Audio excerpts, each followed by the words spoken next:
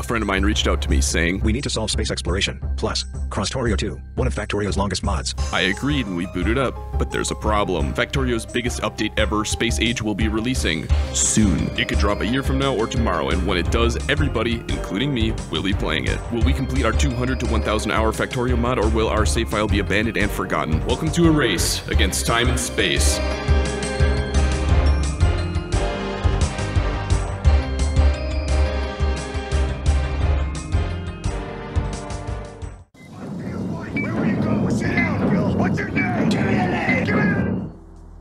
Alright, part 3, you know the drill. A little bit of progress, a little bit of biter killing, a little bit of 7 dudes talking at the same time.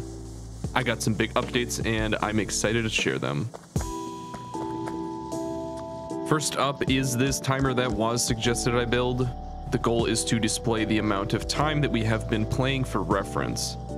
Setting it up was easier than I thought it was going to be, which was a pleasant surprise, but I still fumble with combinators for a while before figuring it out.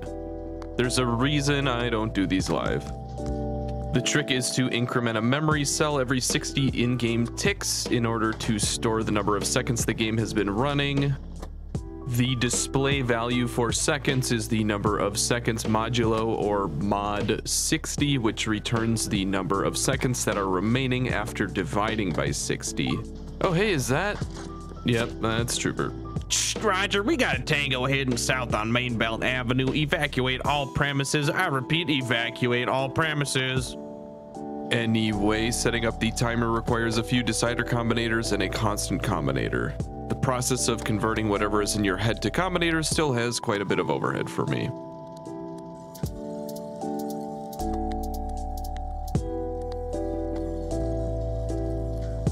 I figured out that you can get the in-game time through the console command time. I then had to convert the hour, minute, second value to just seconds, and I will be adding this to our seconds timer to add all the time that we have played already to the timer. Just gonna put this over here, gonna connect these two. Any second now.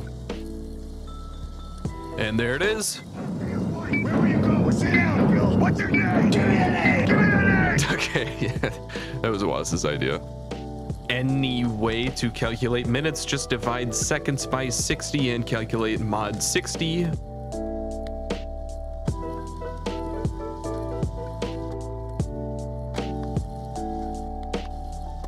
And finally, hours is the simplest, just divide by 3600, which is the number of seconds in an hour. I'm a little sad there's no colon for Nixie tubes, would really accentuate the time bomb aesthetic. But yeah, almost 20 hours in, not even at Blue Science, welcome to K2SE.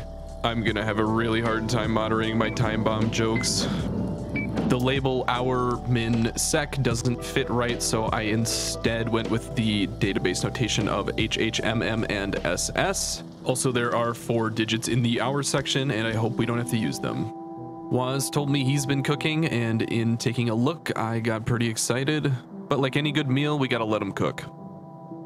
In the meantime, the next major checkbox is making an industrial quantity of green circuits. A bunch of material engineers verified on the previous video that the Fred Flintstone iPhone model of circuits is valid because the stone doesn't conduct electricity, so I'm all in. This is also the first time an assembled product will be made available both on the main belt and by train. Roger, we got eyes on the bogey training woodcutting in the south. Shoot on sight. I repeat, fire at will. Over. Okay. In reality, Trooper was trying to help set up this iron mine. He did some things, I think, but you never want to take your eyes off him. You never know what might happen. Anyway, the green chip redundancy is more of a feature than a bug. Products that require green chips made in small quantities can be assembled on the main belt, while bulk items will receive train loads. The 2 precursors to green chips are copper plates and stone bricks, which will be smelted and loaded onto trains adjacent to one another. Steel furnaces use such a small amount of coal that I can continue to use the same belt from the other smelting jobs we have done. Also, I like these weird squares we can make with these train stops where the corners touch. I think it looks kind of cool. Just like last time, I'm using a central warehouse to split resources evenly.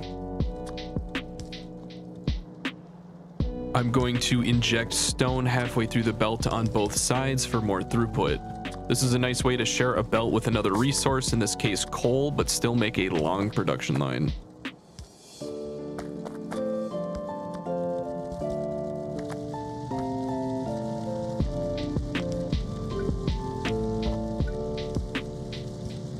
Throw down the stone train and we are ready for exporting. This is a pattern that has become second nature to me. The bricks need to become slabs and the copper needs to become wire, which are finally combined to make green chips.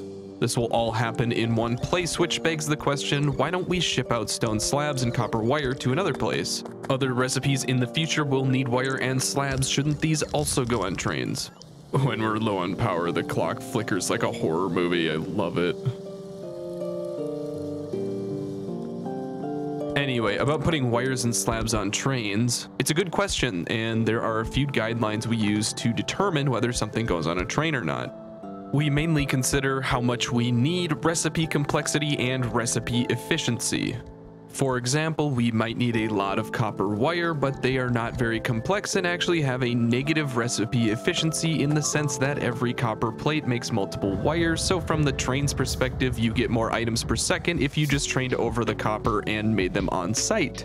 Green chips, on the other hand, have a fairly complex recipe and are used in a ton of recipes and in high quantity, so they are a perfect candidate for trains. Alright, I've had it with these bugs. Time for ye old turret leapfrog strategy. Also, Waz made me this anti-material rifle that outranges worms. I like that I can sit back and pick them off, but it's much faster to let it rip. They actually expanded quite a bit, so I'm going to remove a few more layers of nests. This will help the Eastern Front immensely.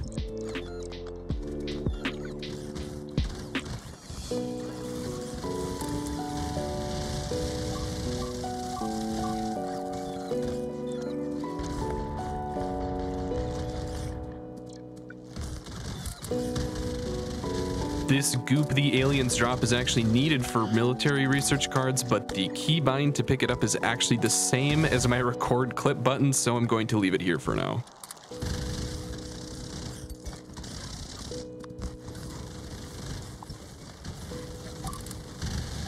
This alien base swamp hybrid was actually hiding a sizable iron mine, which is a very pleasant surprise.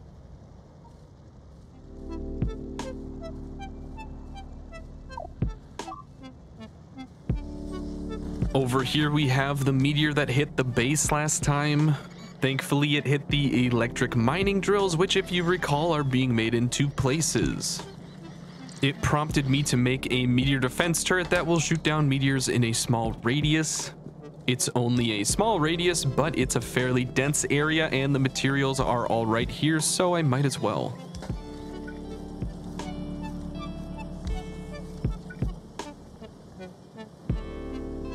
Stone slabs are made fairly quickly, so this is a bit of overkill to fill a red belt.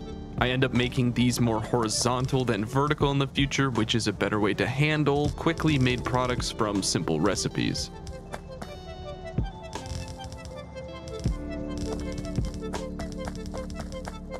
Nearby, copper plates are turned into wire and both products travel west afterward for further processing.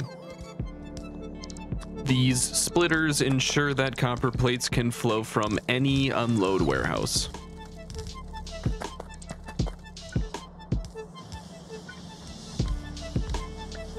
I've started to use blueprints much more because a lot of assembling is very similar. 2 belts on the outside for inputs and 1 belt in the middle for outputs. Now that we are manufacturing at a larger scale, the processing is starting to take a more structured approach. I like seeing multiple full belts flowing in the same direction. It always reminds me of looking at real-life circuit boards. Also, green chips can be made by placing a copper wire assembler for every 2 green chip assemblers and inserting the copper wire directly off the machine. The ratio is perfectly 2:1 in vanilla, but I didn't check the ratio for K2SE, so I just belt them in. And it's as easy as that. Here are green chips. This is still just a trickle compared to what we are going to need in the future, but it'll do for now. Ooh, Woz is ringing the dinner bell. It's almost time. I undershot the amount of wire I will need, so I end up doubling it and giving it to the next guy.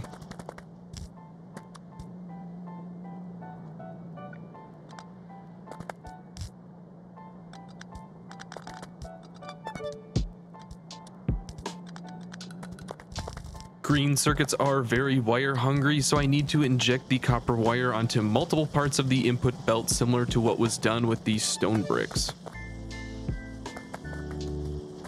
Oh boy, here we go.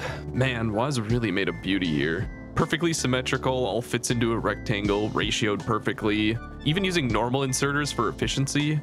I like that this looks like really uncoordinated people in a stadium trying to do the wave.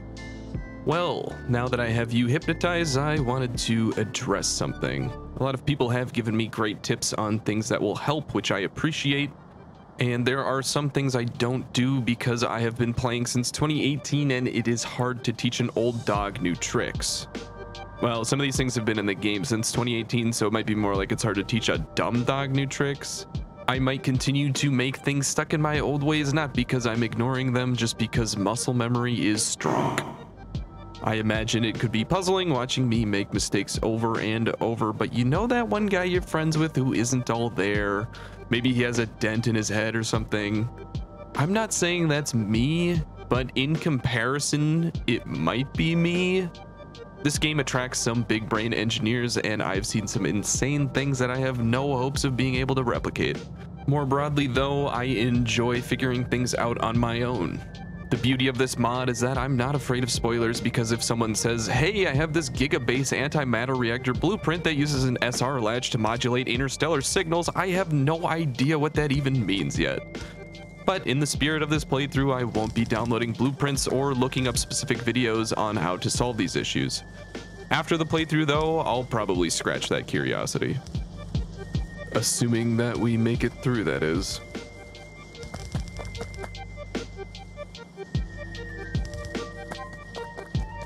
Okay, it's been a while since we've made scientific progress. The ever-important blue science is still a few prerequisites away, but we can actually start making military science.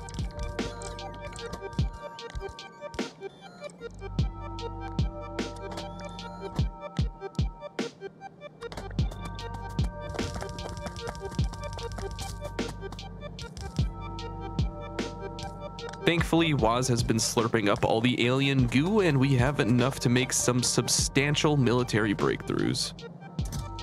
It's only starting to be a theme, but the need to add on to existing factories is finding its way onto our checklist more and more. The mod asks for more production of more complicated recipes using less efficient resources, and it's not always time to play with the new shiny thing you just unlocked. There are peaks and valleys, and sometimes you just need to keep climbing, waiting for that big upgrade. By the way, this entire factory makes electronic components which are needed for red chips, which are needed for blue science. Man, our power is messed up. Look at how sad these inserters are. I'm gonna need a lot more solar. Oh, I haven't heard that in so long. You don't realize you miss it until you're 6 feet deep in a green chip factory. All right, well, time to make more. Oops, sorry. Sorry. Let me just squeeze past here. Yep. Sorry. Yeah.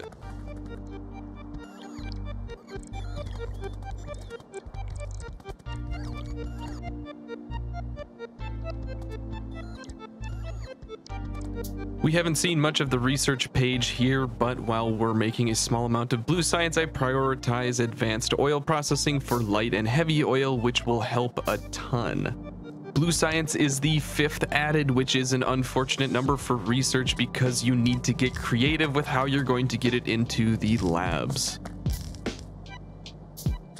Bob's inserters can't quite reach a 3rd belt, so I end up daisy chaining it from another angle, which is janky, but it works. I was playing around with my video settings a little bit, so apologies if things get a little framey.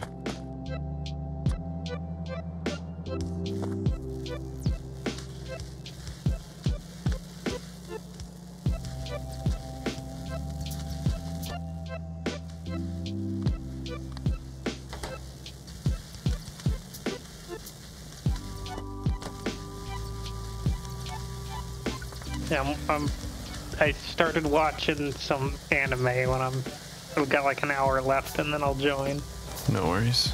You heard it right. That is finally a recording of me live. You know what that means? I can now gaslight myself.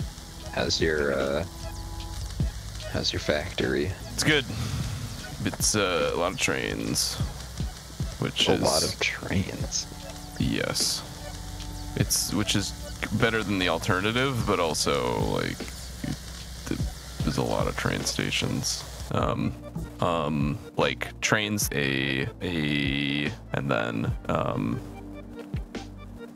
and then shit, another train. Okay. A lot of trains.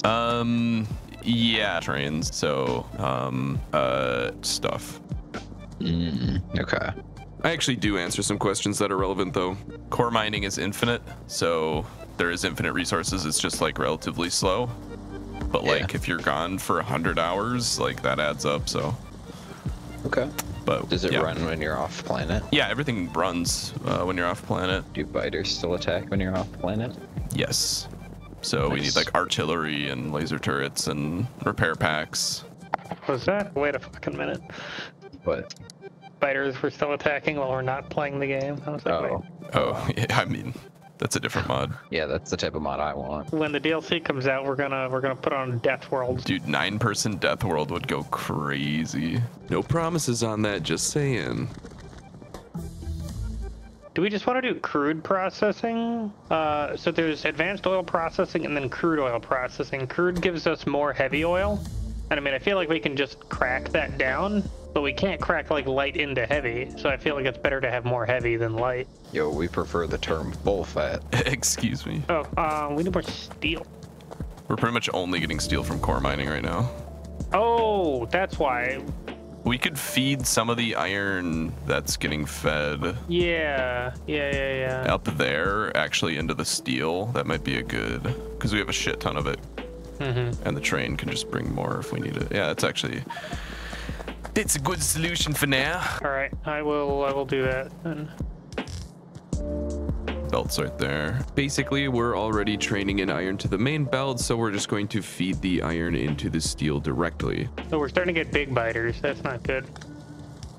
Oh, they're getting through over there. We need to clear out those nests, or we can just set up flamethrower turrets, but we need more oil for that. Are you enjoying 2 levels of bot speed? I didn't even notice, but I might start noticing, because that's fucking kind of huge. Yes, me. 2 levels of bot speed makes them about as fast as their base speed in vanilla, which is an incredible improvement. Also, this intersection is basically just a confirmation that you're still watching my video. Okay, time to make industrial quantities of red circuits so we can keep blue sciencing.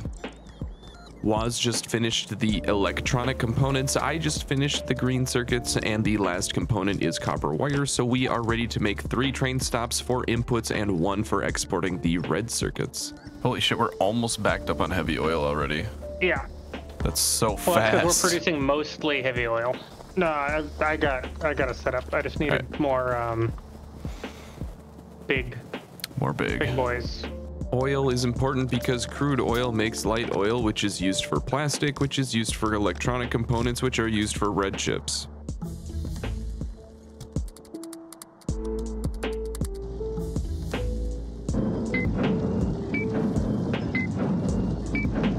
Copper wire is our only intermediate here, and it's easy enough to set up over to the side.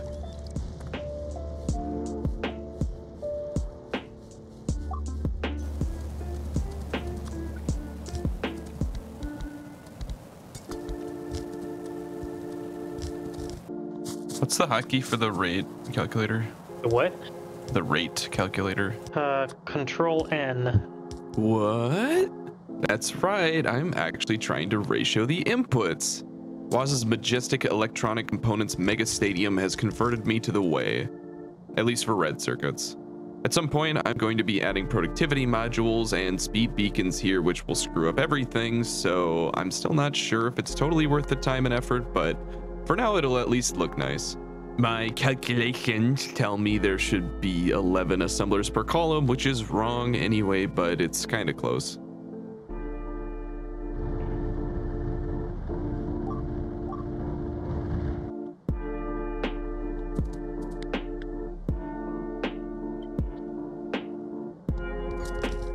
By pressing F, you can flip blueprints, which is very helpful in scenarios like these. Hey, gamer. You're back. I'm back from eating meatballs. Yes, That was a lot of meatballs. it was. What are y'all up to? Factory game. Factory game. Yeah, we almost have launched a rocket in a rocket-based expansion after 20 hours. We're not even close. All right, where the fuck are you building that shit anyway? Is that like one red belt? This is going to be 3 red belts. Really? No. Okay, I'm gonna get missiles because that would be useful. Are you going to make a train for the red ships, or do we just want to run them over to the blue sands on a belt?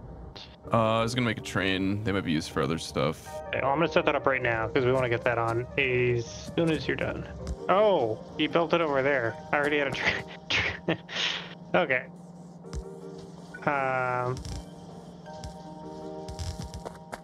Right. Right. This red chip factory is in a train track corner, which gives me the liberty of building this perpendicular train station to load the red chips. Sources have informed me that these loaders are slower than 2 rows of stack inserters if they are configured correctly, and loaders are bad for game performance reasons, which will be important later, but this was recorded before my insiders contacted me, so my computer will have to suffer in the meantime. And there are red chips. Red chips are about when I feel like the factory has transitioned from the earliest state to a more advanced one. Oh, I got here right in time for the red chips to get on the belt. Oh, that looks so cool.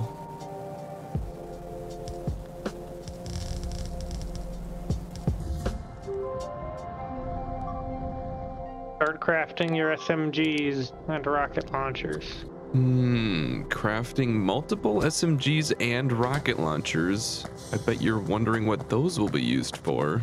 I am trying to decide which fancy pastry I will make in the morning.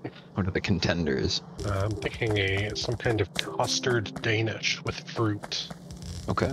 So I'm trying to find a recipe that calls to me. A lot of them just use cream cheese, but I think I want to make an actual custard. I think I will just make Danish fills and a creme patissier and a bunch of berries. I really should add cooking to my tags. Anyway, here are stack inserters, which will be incredibly helpful for replacing loaders. Are you like my aesthetically slanted wall there? I saw that. That was, you picked like a weird ass angle too. It wasn't even, it's not even like a 45 degree. Yeah, man, I got the aesthetic. Okay. This ain't no bath of bed and beyond. It's a desert planet. Is it? Should be.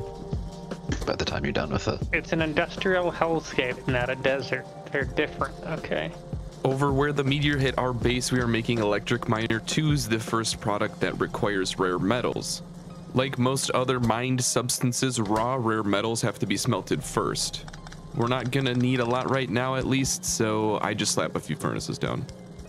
Miner 2s mine faster and have a productivity bonus, which is my favorite kind of bonus. I'm actually just gonna expand our rocket production because we are woefully inadequate right now. Just like my parents said about me. The first oil product I set up is fuel, which requires a new building in the fuel refinery. It's exactly the same as a chemical plant, except it makes fuel. And what do we need fuel for? Why, a Harrier jet, of course. This is what needed the SMGs and rocket launchers we made earlier. They just craft very slowly. These aircraft help speed up movement and combat dramatically, and I will basically be living the rest of my life in this jet. They are part of another mod called Aircraft, and I don't see them getting used quite as much. I imagine a lot of people think of them as overpowered, and for something like a rampant death world, I would agree. For space exploration, though, the main challenge is not about combat and it's not time-based. It's about solving really complicated logistics problems that arise from interplanetary dependencies. All a jet is going to do is reduce the amount of time I spend pressing W to move around and the time it takes to kill biters locally. We opted to start with biters on this planet, which I think most people see as optional, so the firepower we are granted is solving a problem we could have opted out of anyway. Therefore, anytime we save by using these planes, I consider totally reasonable. I don't particularly enjoy running across the map, especially with alien biomes creating slower terrain, and I don't see it as any sort of challenge other than, oops, I didn't bring enough belts, time to run back, which isn't really part of the challenge. Thematically, we're about to make freaking rockets, so a jet is totally justifiable. Plus, they're friggin' sweet. I did need to turn down ambient noises though because they constantly hum very loudly. Also, now that we have jets, it's much more economical to go back and forth and fix any throughput issues or increase production for our now scattered factories. This is one aspect I haven't really highlighted very much: the scale of resources that are actually needed. Part of the whole extended early game that Krastorio 2 demands of the player includes a higher demand of seemingly every resource. We are making things in trains, and not every piece of production requires a full load, so it could be a matter of being okay with sending smaller train loads, but there are also a lot more distinct resources to be sent on trains and longer, more complex production lines for most production as well. But it's not all bad. Built-in productivity on miner 2s mean that this copper mine will be more productive and it mine a higher number of copper ore over its lifespan. We don't have productivity modules yet, but they will also help make more products per resource, which actually stack more favorably for longer production chains. Okay, let's clear out the last of those fucking nests. All right, you got rockets? Do now. Let's go. You have been loaded for bear.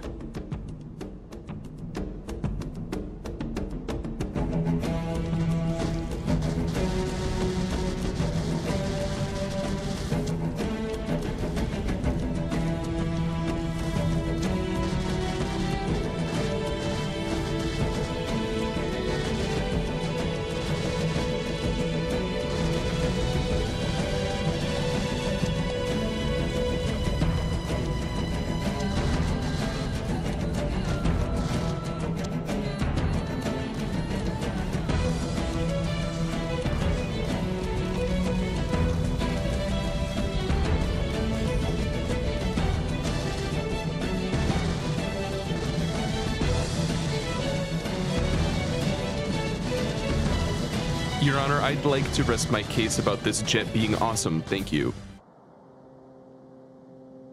Okay, adapt back to civilian life. You can do this. You can do this. Ooh, big iron patch here, though. Big iron. Big iron. Do we need the low-fi big iron? Low-firen? Substations don't need to be made very quickly, so as spaghetti as this looks, I probably won't ever need to touch it again. Substations need concrete, steel beams, and even red chips, so something like this was inevitable. Okay, let me, I got a math for a second here.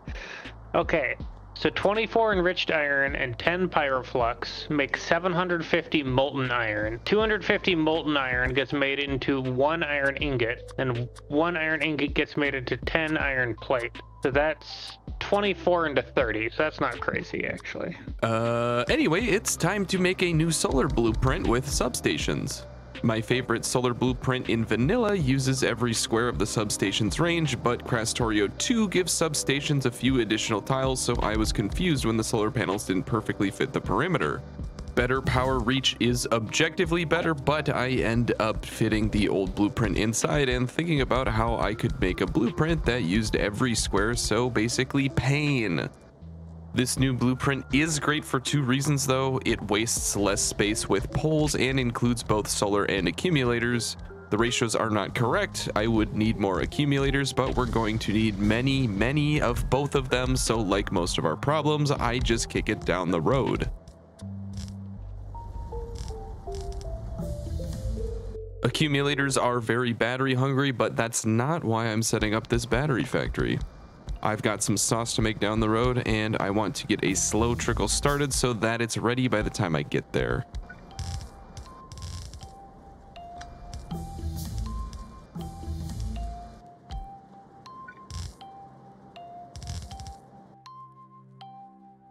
And that's batteries. How many hours are we at? Check the clock. 24. Oh, wow. Dan. I feel like the last 4 hours have been more productive than the 20 before it. Oh, my friend is still alive. He's hanging out near the clock. Yeah, one of them splattered. He deserved it. And I know because was that yesterday where I was like, oh no, my friend got hit by a train, and people are like, what the fuck? I was like, no, the biter named friend, not my actual friend. Okay, productivity modules are finally producible, which is amazing news. They increase the power consumption and decrease the speed of any machine that they are put into, but they add productivity to it.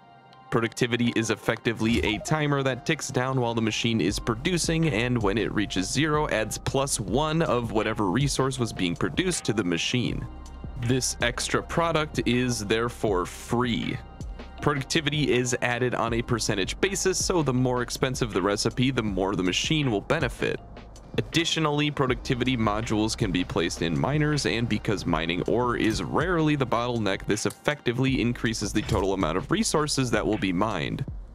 These are only the level 1 variety. This mod scales all the way up to productivity module 9s, which are unbelievably expensive and unfathomable currently, but even the paltry 4% productivity each productivity module 1 adds is a lot more beneficial than you might think. I will be throwing them into most things that will take them. Damn it. Oh, the sound of my ass cheeks keeps alerting the guards. Yeah, so there's an oil field out here, and our base is guzzling oil at an unprecedented rate. Most of it is going into plastic production, so I'm happy to supply them. Oil pump jacks are also one of the strange exceptions to the productivity modules. Because they will pump infinitely and simply hit a minimum speed eventually, it's not obvious whether productivity modules or speed modules are better. It's like a weird calculus problem. Because speed modules add 20% speed and productivity modules add 4% productivity, I've always assumed speed modules are better, but they also make the oil hit its minimum faster, so in theory there is a window where productivity modules are actually faster, but I don't have the Lagrange for that right now. What is the sound of one cheek getting clapped? Bro, we get it. You have a thick ass. Train stops for fluids like crude oil function very similarly to solid product train stops, with a few key differences. They load trains using fluid tanks that require pumps, and they fill up fluid wagons instead of cargo wagons. Finally, fluid wagons can hold 25,000 units of a fluid versus the cargo wagons 8,000.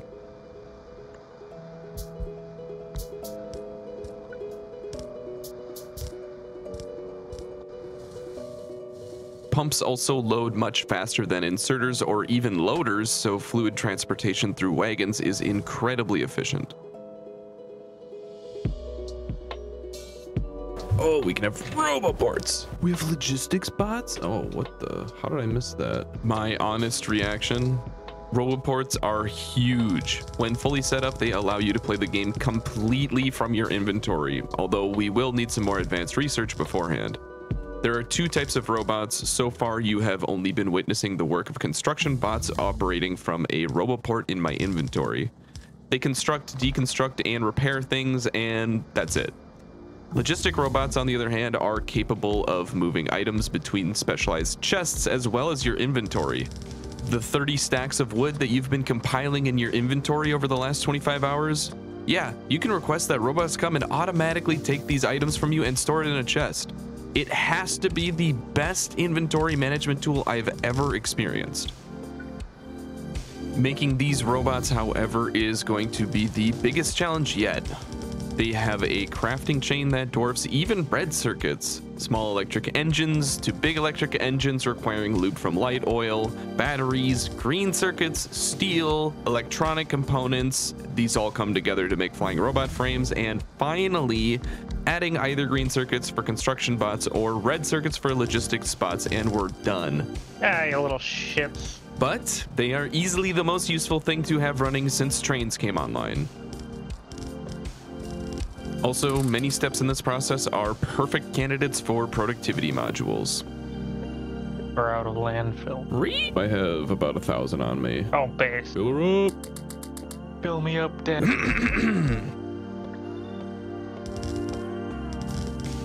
You really just nest 2 inches away from my fucking wall, you little bitch? Goog.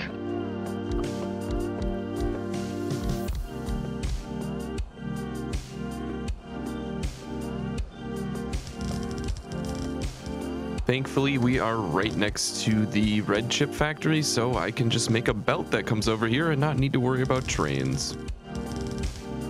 It still kind of feels like you're eating a pile of pudding.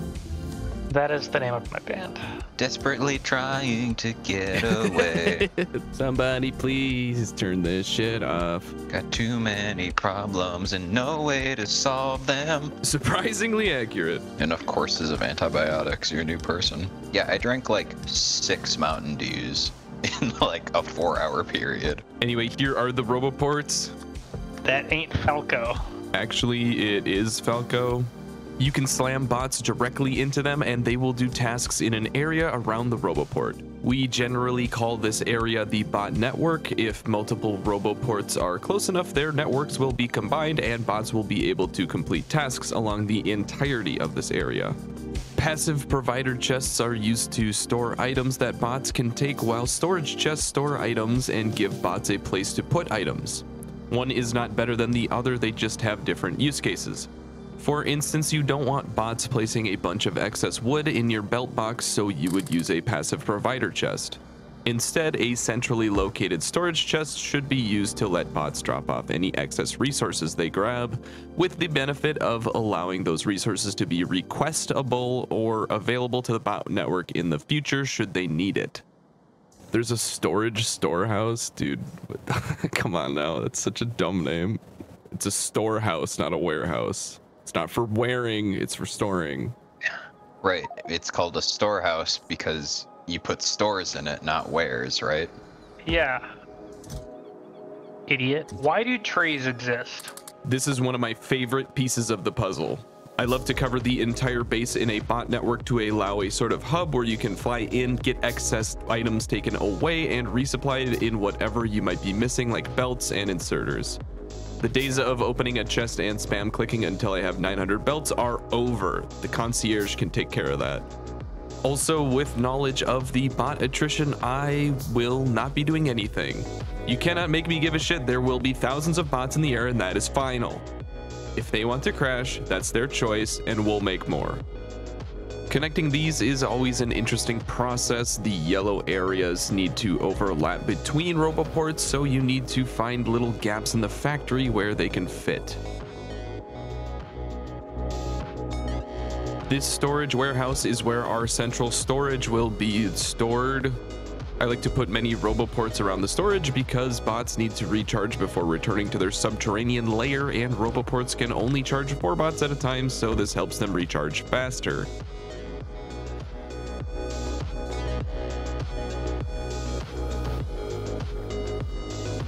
This long production line makes another new material in heat shielding, which has a very long craft time. They need sulfur of all things, which is a pain to get down here, but totally worth it for the electric furnaces. Man, electric furnaces are also huge. All of your smelting no longer requires coal, and you get 2 module slots that I almost always stuff with productivity. Blue science and this whole episode is just straight gas. All right, this is the jankiest train maneuver anyone has ever seen, and I do not want to hear any questions about it. There's a train on the main belt. Oh, it's not that funny, but it is that funny. Holy shit.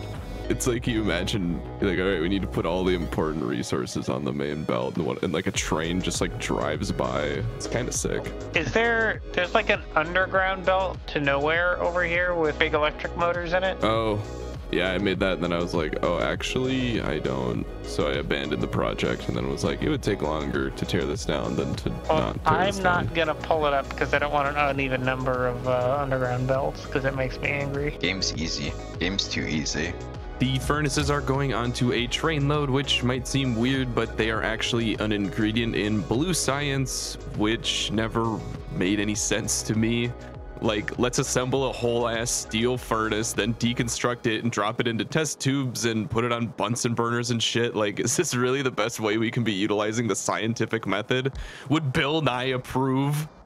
These furnaces were the whole reason I main belted trains. They don't quite line up with this intersection over here, but if I just finagle things a little bit, it works, and I'm sure Woz won't mind. Why does the jet even have a headlight? This turnaround doesn't quite fit, so I take advantage of the flexibility of the train stops we have and connect it through the other way. Time for a smelting makeover. I hope it's been clear that not all progress is linear in these mods. You can and should use your new toys, and that means redoing perfectly functional factories sometimes.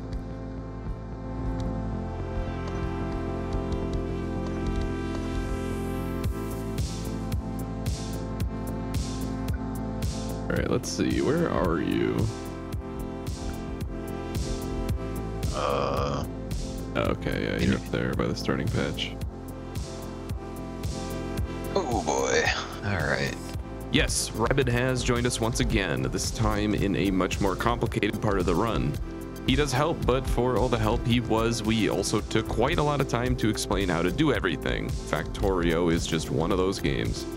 He ends up creating a shoreline electrolysis plant with the long-term plan of making rocket fuel, and I applaud his efforts. Not only is he in over his head, he's also dealing with a recipe needing solids and fluids with multiple byproducts and requiring several train stops.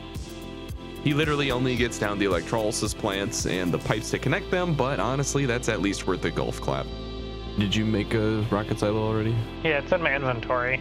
I was gonna put it on that little bit of land that I made into the lake. Do you see where that is? You heard that right, rocket silo. We're finally closing in on the namesake of the mod, and we're doing it in style, launching from the middle of this lake. But a silo is not a rocket. We still have to actually make one, which is easily going to be the most expensive thing yet. It uses almost every resource we have available and in quantities that are orders of magnitude larger than we have needed so far. We got new tools, and now it's time to put them to good use. Next time, we might even launch a rocket.